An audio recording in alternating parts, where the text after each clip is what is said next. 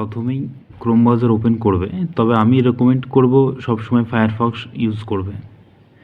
তো আমরা ক্রোম ব্রাউজারে গিয়ে ই চালান লিখে সার্চ করব। ই চালান লিখে সার্চ করার পর প্রথমেই দেখুন আসছে ই চালান পরিবহন সেবা, এখানে ক্লিক করব। ক্লিক করার পর দেখুন উপর দিকে আমরা দেখতে পাচ্ছি ওখানে 3 ডট ক্লিক করার পরে ডেস্কটপ সাইট করে নিলাম এবং চেক অনলাইন সার্ভিস, এখান থেকে দেখবেন চেক পেন্ডিং ট্রানজ্যাকশন অপশানটা আছে, ওখানে ক্লিক করব। ক্লিক করার পরে আমরা 4 নাম্বারটা আমি আগে কপি করে রেখেছিলাম, পেস্ট করে দিলাম। এরপর ক্যাপচা দিয়ে গেট ডিটেলসে আমরা ক্লিক করব। তবে এছাড়া আরেকটি প্রসেস আছে, সেটি আমি পরে দেখাবো।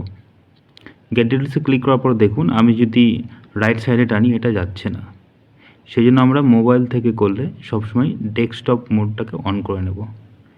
এবার 4 নাম্বারটিকে আমি পেস্ট করে দিলাম, আমার কপি করা ছিল আগে থেকে। এরপর আমি ক্যাপচা দিয়ে দেবো।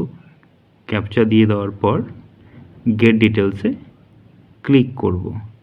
এবার দেখুন রাইট সাইডে কিন্তু এটা আমি সরাতে পারছি, বা যে কোনো সাইডে আমি সরাতে পারবো। একদম লাস্টের দিকে দেখুন সবুজ রঙের ভেরিফাইবল অপশান আছে, এই ভেরিফাই অপশান আমাকে ক্লিক করতে হবে। ক্লিক করার পরেই আমরা দেখতে পাবো এটা লোড নেবে। এরপর দেখাচ্ছে যে your transaction has been failed, মানে আপনার পেন্ডিংটি ক্লিয়ার হয়ে গেছে।